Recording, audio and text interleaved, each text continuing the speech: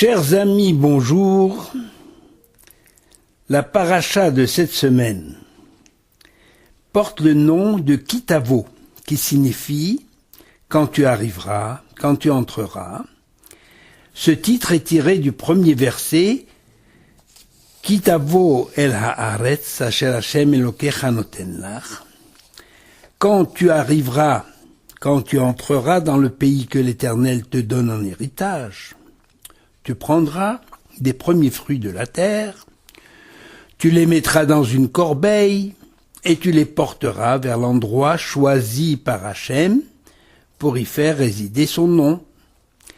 Tu te présenteras au Kohen et tu lui diras « Je déclare aujourd'hui que je suis venu vers le pays qu'a juré l'Éternel de donner à nos pères. » Et le prêtre déposera la corbeille sur l'autel de l'Éternel, et toi tu prendras la parole et tu diras « Enfant d'Aram était mon père, Arami Ovedavi », qui fait allusion à Abraham, qui était araméen, il venait d'Our en Chaldée.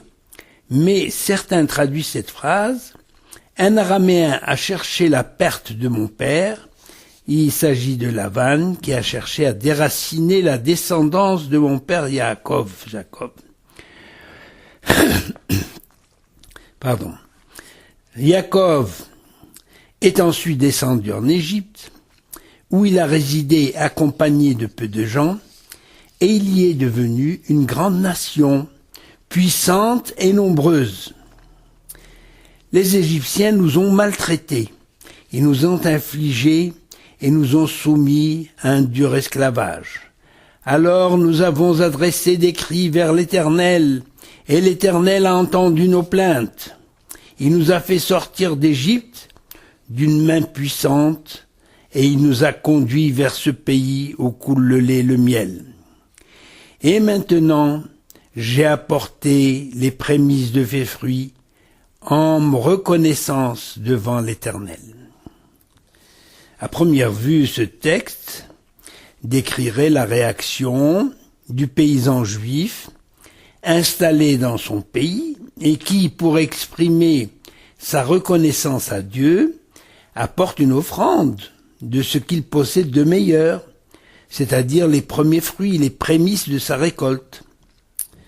En fait, il s'agit ici de la mitzvah des bikurim, l'offrande des prémices dont parle Moïse dans son dernier discours aux enfants d'Israël, une mitzvah instituée par l'Éternel en réponse aux préoccupations de Moïse, à savoir comment faire face aux dangers qui guettent le peuple juif, danger de normalisation sur sa terre, après en avoir pris possession et s'y être confortablement installé, le danger de perdition lorsque le peuple ira en exil, car le plus grand des prophètes, Moïse, savait déjà qu'Israël ne sera pas toujours fidèle à son alliance avec l'Éternel, et qu'Israël ne respectera pas toujours la terre réservée, qui lui a été réservée dès la création, qui a été réservée aux patriarches et à leurs descendants. Car la terre d'Israël est une terre qui vomit ses habitants, lorsque ceux-ci n'y appliquent pas l'éthique de la Torah, à savoir les lois de justice sociale et l'accueil de l'étranger. La formation d'un peuple sur sa terre ne s'accomplit pas du jour au lendemain. Les enfants d'Israël avaient besoin d'un long apprentissage et d'une grande expérience de la vie pour pouvoir fonder la cité idéale selon la volonté du Créateur. Expérience face aux ennemis jurés d'Israël, qui, depuis la révélation de l'Éternel sur le mont Sinaï, ne cesse de nourrir une haine destructrice à l'égard du peuple choisi par Dieu pour réaliser sur sa terre le message d'amour et de lumière.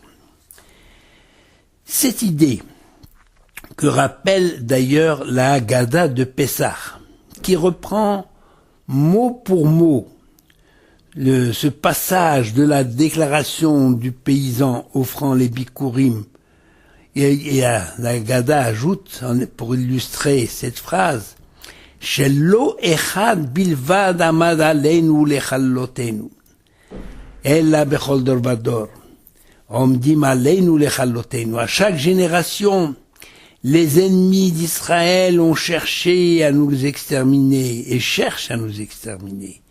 Mais le Saint, béni soit-il, nous sauve de leurs mains. Expérience de la condition de l'étranger sans défense, qui a duré 2 siècles d'esclavage en Égypte.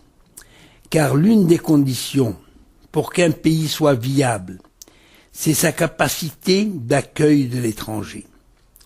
L'amour de l'étranger est cité 36 fois dans la Torah, souvent accompagné de cette remarque, « Souviens-toi que tu as été étranger en Égypte, donc tu connais l'âme de l'étranger. » Une remarque s'impose ici, cependant.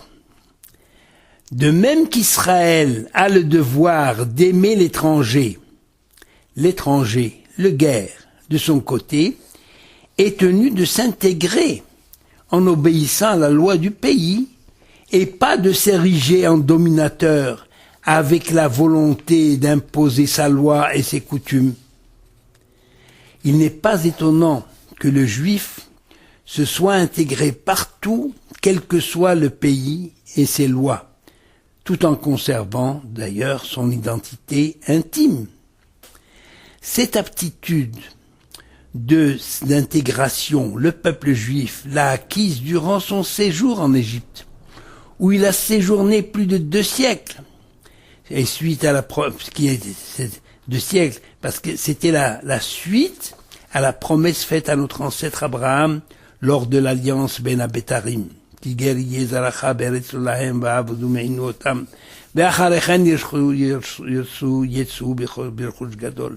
Car ta descendance sera servie dans un pays qui n'est pas le leur, et ensuite ils sortiront avec de grands biens.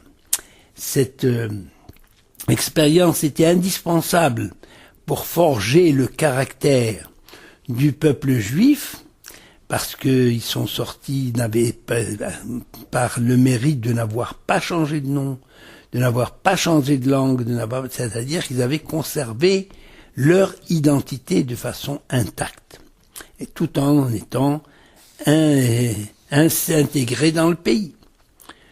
Toutes ces précisions de la déclaration devant l'Éternel du paysan qui apporte les bikurim, toutes ces précisions ont pour but de rappeler l'importance de notre passé et de nos racines.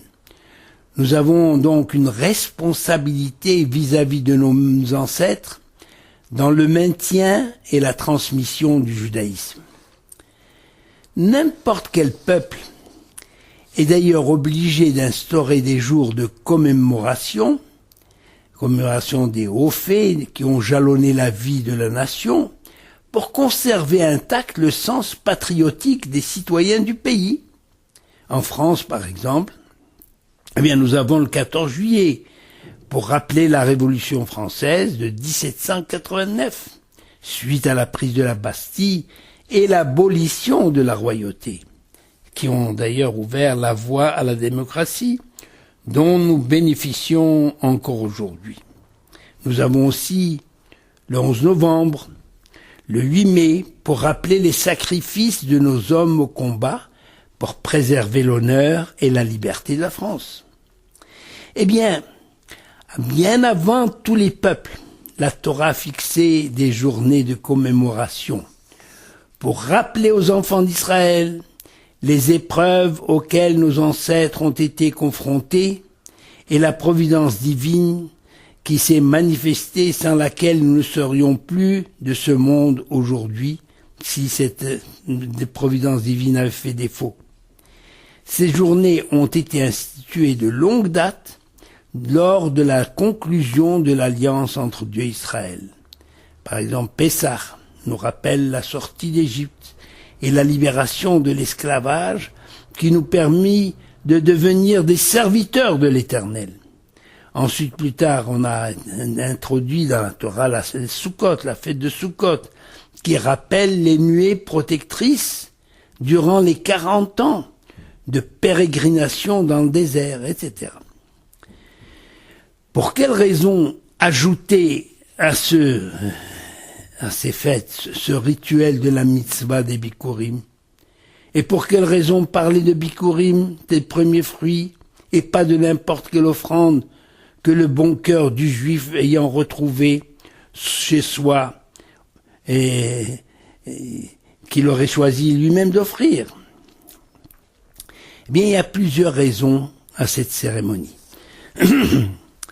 Tout d'abord, l'attachement à la terre d'Israël, car les bikurim dont il s'agit, ce sont les 7 fruits dont on vante la production d'Israël. Eretz, Chita, Usora, Eretz Tena, Eretz Geffen Utena, Verimon, Eretz Zeit, Shem, Dvash. C'est-à-dire, il y a 7 fruits, c'est le blé, l'orge, et ensuite les figues, les olives, les dattes, les grenades, donc les fruits d'Israël, donc on fait une cérémonie bientôt à Rosh Hashanah. Pour ceux qui font le seder de Rosh Hashanah, eh bien, on mange en priorité des fruits choisis parmi ceux d'Israël.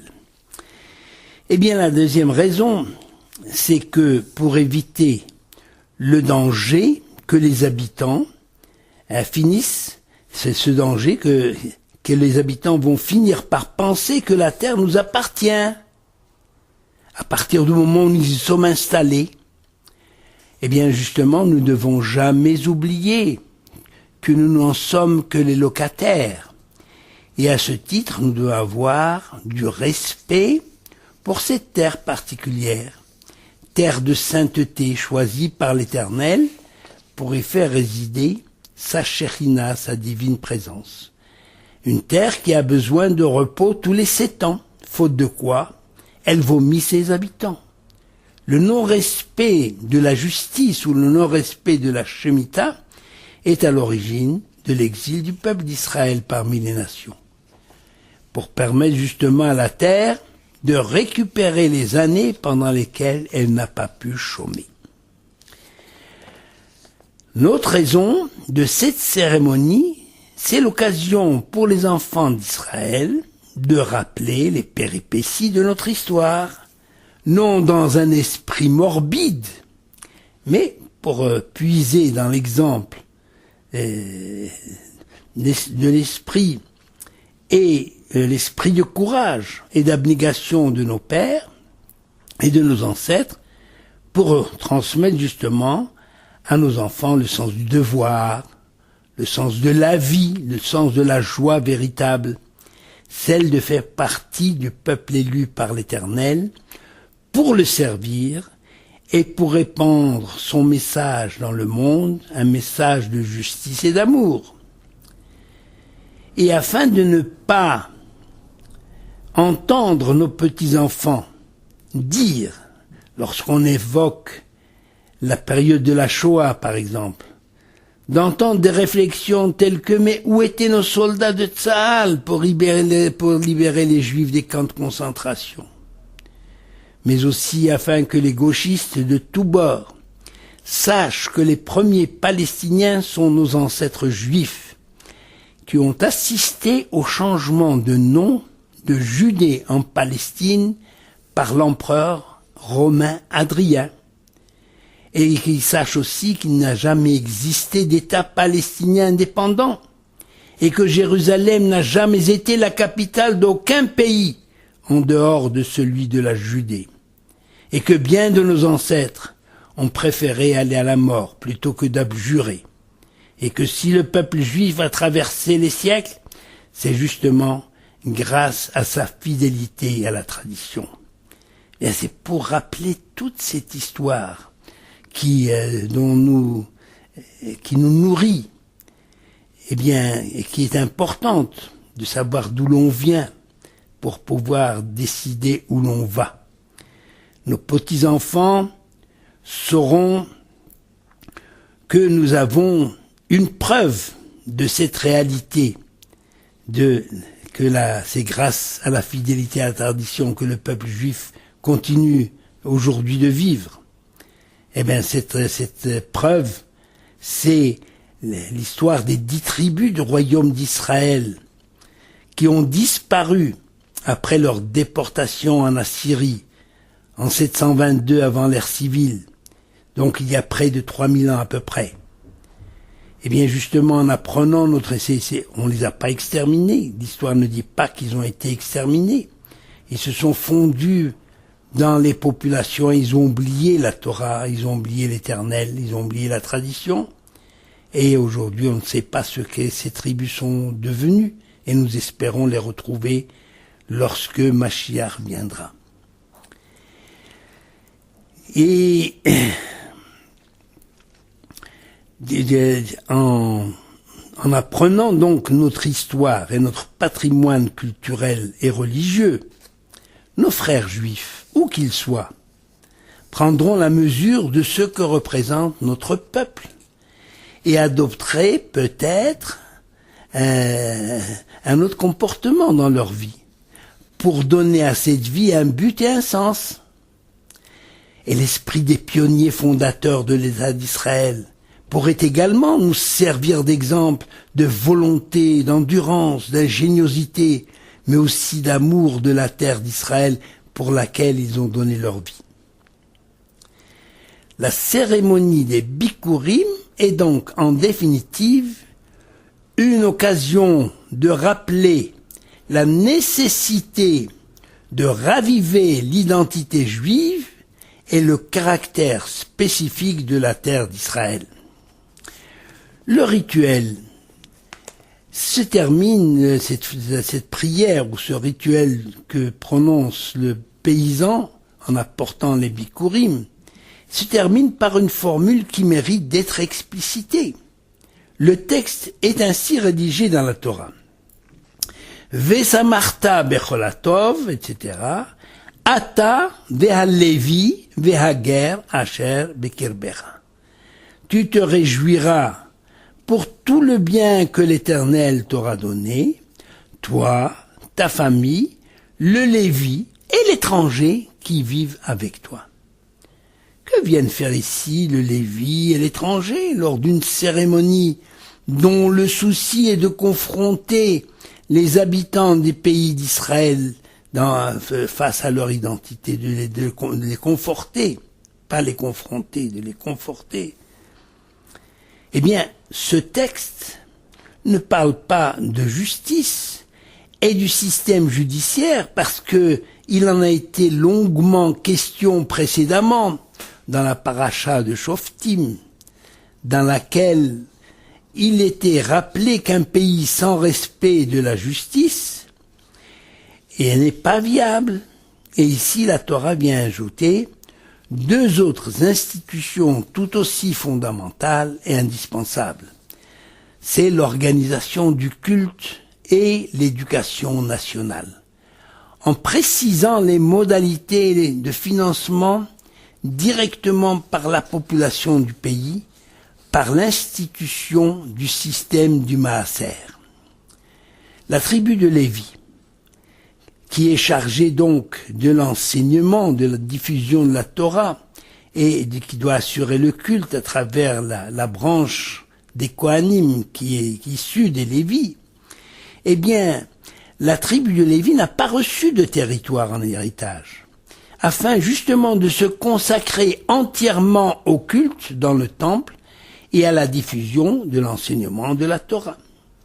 Le système de prélèvement des dîmes comprenait donc le Maaser Rishon, c'est-à-dire le 10e de la récolte qui était destiné au Lévi, qui prélevait lui-même la Troumat Maaser qui était destinée au Kohen, et chaque seconde année, le paysan devait mettre le Maaser Sheni, devait le mettre de côté une autre dîme, le Maaser Sheni, qui devait être consommé à Jérusalem pour marquer justement l'attachement à la ville sainte qui abritait le temple dédié à l'Éternel.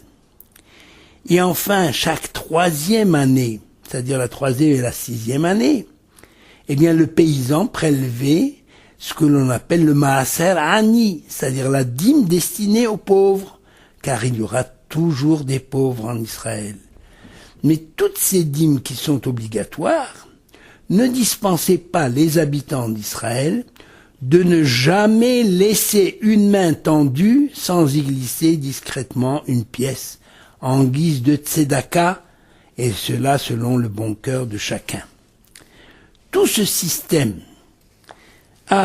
qui a existé donc du temps du Temple, il a habitué les Juifs de toujours donner et de manifester leur solidarité envers le peuple d'Israël au travers des institutions d'enseignement de la Torah ou des institutions caritatives, quel que soit d'ailleurs le lieu de résidence de ces Juifs.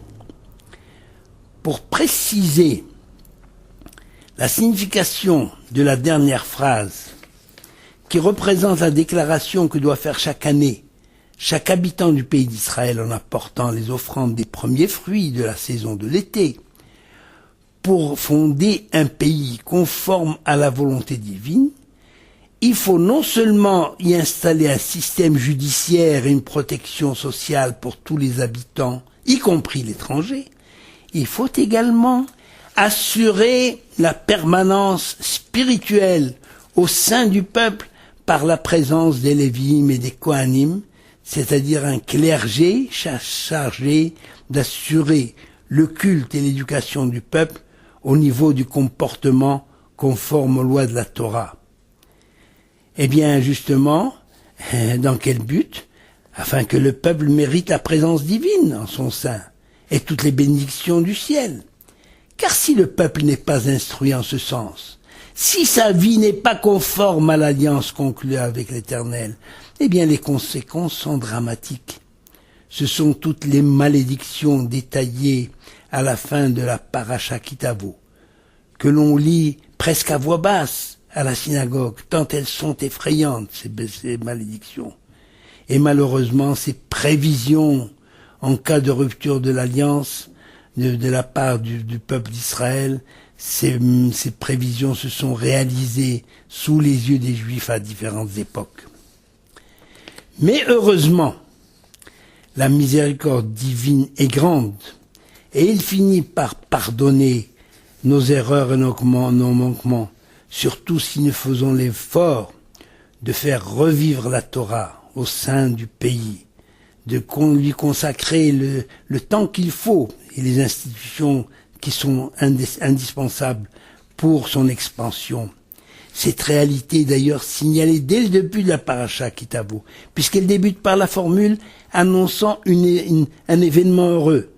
En effet, selon la tradition de nos sages, lorsqu'un texte biblique commence par Vaïhi, il y eut, comme dans la Megillat Esther, il y eut au temps d'Assuérus, eh bien cela annonce les desseins funestes du sinistre Haman et son décret d'extermination des Juifs. Tandis que lorsqu'on a un texte qui débute par Vehaya et il y aura, comme dans le second paragraphe du Shema, qui annonce toutes les bénédictions du ciel et de la terre si le peuple est fidèle à Dieu, eh bien ici aussi nous avons Vehaya kitavo el haaretz. Lorsque tu viendras dans le pays, c'est un événement heureux. Et justement ainsi, à propos d'une cérémonie en apparence superflue, puisque nous avons bien d'autres fêtes dans l'année, nous apprenons justement que l'essentiel pour le peuple juif n'est pas seulement d'avoir son pays, mais surtout que ce pays soit une lumière aux yeux des nations, ce qu'il commence déjà à être aujourd'hui. Les nations du monde attendent beaucoup d'Israël sur le plan éthique et spirituel, même si cette attente se manifeste présentement sous forme d'hostilité et de haine gratuite. Car vous le savez très bien, la haine et l'amour ne sont-ils pas les deux facettes d'une même réalité? Si ce n'était pas le cas, pour quelle raison toutes les nations de ce monde s'intéresseraient-elles à un petit pays pas plus grand que 2 départements français? on aurait vécu dans l'indifférence générale. Mais voilà, Israël est le peuple choisi par l'Éternel, qui a révélé au monde l'existence d'un Créateur et qui a enseigné la valeur de la vie humaine, du respect de l'autre, fût-il un étranger et différent de nous, et surtout l'attachement à une spiritualité, même si en apparence elle ne fait pas partie de notre quotidien. Ce sont toutes ces notions que nous découvrons justement dans cette cérémonie des Bikurim, cérémonie que nous espérons avoir la joie de reprendre dès que le temple sera reconstruit à Jérusalem. Shabbat Shalom.